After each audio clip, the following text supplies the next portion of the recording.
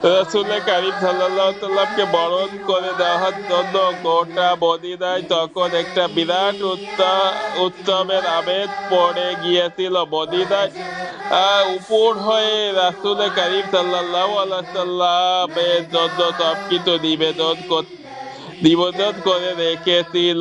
এটা ছিল মদিনার জন্য একটি ঐতিহাসিক দিন, কারণ এমন সৌভাগ্য আর বরকতের দিন ইতিপূর্বে কখনোই তার ভাগ্যে জুটেনি। ইহুদীরাও সেদিন তাদের ভাবিনি নবীর সুসংবাদের মর্মার্থ উপলব্ধি করতে পেরেছিল।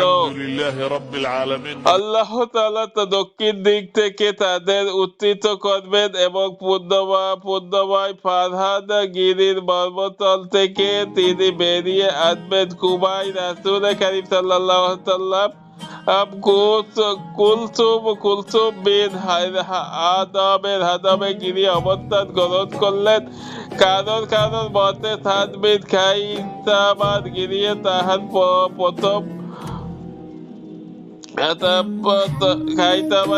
তবে প্রথম মতটি অধিক বিশুদ্ধ। ওদিকে রাসূল কারীম সাল্লাল্লাহু আলাইহি ওয়াসাল্লামের হিজরতের পরে আলী রাদিয়াল্লাহু তাআলা 3 দিন মক্কায় অবস্থান করেন। এ সময় তিনি রাসূল কারীম সাল্লাল্লাহু আলাইহি ওয়াসাল্লামের নিকট মানুষের যে সকল আমানত রেখেছিল সেগুলো যথাযথভাবে ফিরিয়ে দেন। এরপর পায়ে হেঁটে মদিনার পথে হিজরত করেন এবং কুবায় এতে তাদের দুজনের সঙ্গে মিলিত হন এবং কুলসুম বিন রিদামের গিরিয়ে অবতরণ করেন। কুবায় রাসূল কারীম সাল্লাল্লাহু আলাইহি ওয়াসাল্লাম সোম, মঙ্গল, বুধ ও বৃহস্পতি সর্বমোট এই 4 দিন অবস্থান করেন। সেখানে রাসূল কারীম সাল্লাল্লাহু আলাইহি ওয়াসাল্লাম একটি মসজিদ নির্মাণ করেন এবং নামাজ আদায় করে নবুয়তের মর্যাদা ভূষিত হওয়ার পরে এটাই ছিল তাকওয়ার উপর ভিত্তি করে নির্মিত ইসলামের প্রথম মসজিদ। কুবায় তার অবস্থানের পঞ্চম দিন তথা শুক্রবার রাসূল কারীম সাল্লাল্লাহু আলাইহি ওয়াসাল্লাম আল্লাহ হুকুমে তহরিদের আহরণ করেন এবং আবু বকর রাদিয়াল্লাহু তাআলা তার পিছনে বসলেন।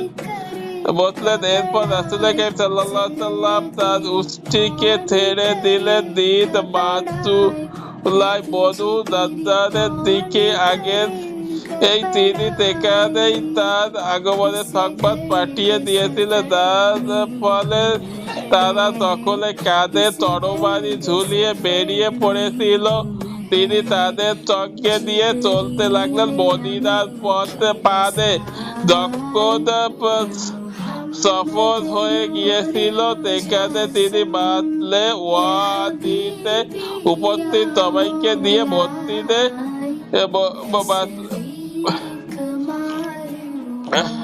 সবাইকে দিয়ে ঠিক স্থানে নামাজ আদায় করলেন। সেখানে আজও দাঁড়িয়ে হাতে বিশাল মসজিদ, সংখ্যায় তারা ছিলেন 100 জন। মদিনায় প্রবেশ জুমআর পরে রাসূল কারীম সাল্লাল্লাহু আলাইহি ওয়াসাল্লাম আবারও চলতে শুরু করলেন। কিছুক্ষণ পরে তিনি মদিনায় প্রবেশ করলেন। এটাই ছিল সেই ঐতিহাসিক দিন যেদিন ইয়াসিমের কপাল খুলে গিয়েছিল। তার ভাগ্য কাছে অগণিত অসংখ্য সৌভাগ্য তারার বেলা বসেছিল। সেই দিন একটি নতুন নাম পেয়েছিল মদিনাতুল রাসূল নামে। সুরভি দিয়ে যেন পৃথিবী মাতৃত্বে দিনে নতুন করে আত্মপ্রকাশ করেছিল। গোটা দিগন্তের সেই দিন ঝিলিমিলি দেখে খুশিতে বাক হয়ে গিয়েছিল। তার প্রতিটি অলিগলিতে আল্লাহ ও তাআলা হামদ আর তাকবীরের যদি মিছিল বের হয়েছিল। ঘরে ঘরে তাদের হাট বসেছিল। নিষ্পাপ আত্মার মালিকাদের আবেগ ভরা কলকলির আর গানে গানে গোটা মদিনা নৃত্য করেছিল। তৈ বুখারি 1:55 560। তানিয়াতুল মিনান ও দক্ষিণের অবস্থিত পর্বতগুলো থেকে আমাদের উপর নজরদারি ও তাদের উদয় হলো আল্লাহ তকরিয়া আদায় আমাদের কর্তব্য। ততক্ষণ আল্লাহর দিকে আহ্বানকারীর আহ্বান করতে থাকবে, হে আমাদের মাঝে পরিণত মহান, আপনি অনুসরণীয় ইসলাম দিয়ে এসেছেন।